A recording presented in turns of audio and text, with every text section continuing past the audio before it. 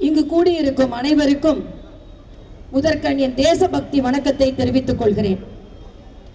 இன்றைய காலகட்டத்தில் நாமெல்லாம் சுதந்திரமாக இந்த தெருக்களில் நடமாடிக்கொண்டிருக்கிறோம் என்றால் அதற்கு காரணம் வீரமிகு நமது பாரத பிரதமர் நரேந்திர மோடி அவர்கள் என்பதை அவர்களுக்கு நன்றி உணர்ச்சியோடு நாம் தெரிவித்துக் கொள்வோம்.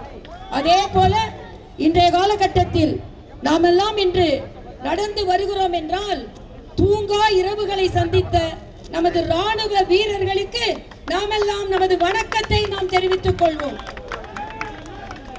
இன்று ஏன் இந்த யாத்திரை வருகிறது? அனைத்து தர மக்களும் ராணுவத்தோடு இருக்கிறோம், அனைத்து தர மக்களும் பாரத பிரதமரோடு இருக்கிறோம். பாரத பிரதமர் அவர்களே, ராணுவ அதிகாரிகளே, 140 கோடி இதயங்கள் உங்களுக்காக துடித்துக் கொண்டிருக்கிறது என்பதை இந்த கூட்டம் காண்பிக்கிறது. 280 கோடி கைகள் உங்களுக்காக வணங்கிக் கொண்டிருக்கிறது என்பதை இந்த கூட்டம் காண்பித்துக் கொண்டிருக்கிறது. ராகுல் காந்தி ஒரு கூட்டத்தில் பேசுகிறார், இந்தியாவில் ராணுவ தளவாடங்கள் எதுவும் செய்துவிட முடியாது, மேக் இன் இந்தியா இந்தியாவிற்கு பலன் தராது. ஆனால் ராகுல் காந்தி அவர்களே, இன்று இந்த தீவிரவாத தாக்குதலில் பிரதானமான உபயோகப்படுத்தியது பாரத தேசத்திலும் இங்கே உற்பத்தியான ராணுவ தளவாடங்கள் என்பதை தெரிவித்துக் கொள்கிறோம்.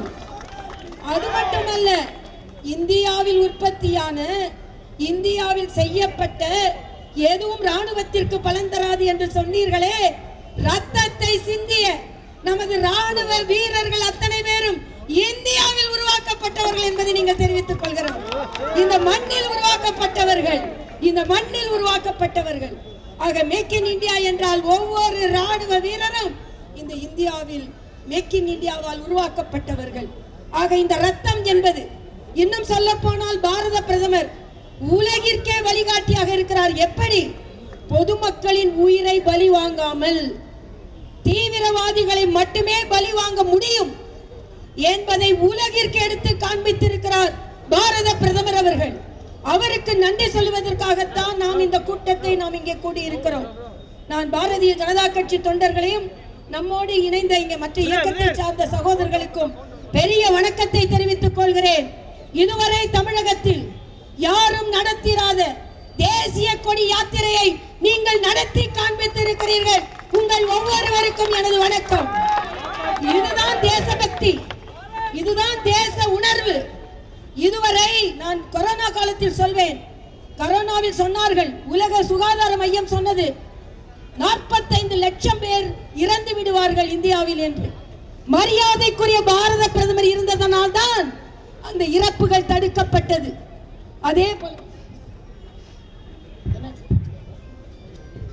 போல இன்று பல உயிரிழப்புகள் இல்லாமல் உலகமே வியந்து பார்த்து கொண்டிருக்கிறது. எந்தவித பெரிய உயிரிழப்பும் இல்லாமல். ஆனால் அத்தனை தீவிரவாத முகாம்களும் அடித்து நொறுக்கப்பட்டிருக்கிறது என்றால் அதற்கு காரணம் பாரத பிரதமர் மோடி அவர்கள். நடுநிலையாளர் ஒருவர் சொன்னார், இதே காங்கிரஸ் ஆட்சி காலத்தில் 86 தீவிரவாத தாக்குதல்கள் நடந்திருக்கிறது. ஒரு தாக்குதலுக்கு கூட திருப்பி அடி என்று பாகிஸ்தானை அடிக்கவில்லை. ஆனால் பாரத பிரதமர் அவர்கள் மோடியிடம் என்று சொல்லு என்று சொன்னார்களே, மோடியிடம் சொன்னோம், உங்களை திருப்பி அடித்தார்கள் என்று திருப்பி அடிக்கும் பிரதமரை நாம் பெற்றிருக்கிறோம். அதனால் இன்றைய காலகட்டத்தில் பாரத பிரதமரின் கைகளை அனைவரும் ஒன்றாக இணைக்க வேண்டும். தமிழகத்தில் வேற்றுமை குரல் எதுவும் ஒலிக்க கூடாது, எச்சரிக்கிறோம். இந்த நாடு ஒற்றுமையான நாடு. அதனால் இன்றைய காலகட்டத்தில் இன்று கூட பாருங்கள், பாகிஸ்தான் 12ஆம் தேதி கொக்கரிக்கிறது, ஒரு விமான தளத்தை அடித்து விட்டோம் என்று. ஆனால் அதே விமான தளத்திற்கு மரியாதைக்குரிய பாரத பிரதமர் காலையில் போகிறார். இதுதான் பாரத பிரதமர். அதனால் அவருக்கு நன்றி சொல்லும் இந்த யாத்திரையில் கலந்து கொண்ட ஒவ்வொருவருக்கும், மாநில தலைவர் அருமையான நயினார் நாகேந்திரன் அவர்களுக்கும், நமது பொறுப்பாளர்கள் மரியாதைக்குரிய சுதாகர் ரெட்டி, மரியாதைக்குரிய அரவிந்த் மேனன் அவர்களுக்கும், மற்றும் அண்ணன் H. ராஜா அவர்களுக்கும், மற்றும் இந்த நிகழ்ச்சியில் கலந்து கொண்டிருக்கும் ஒவ்வொருவருக்கும் எனது வணக்கத்தை சொல்லி, ஜெய் ஹிந்த், வந்தே மாதரம்.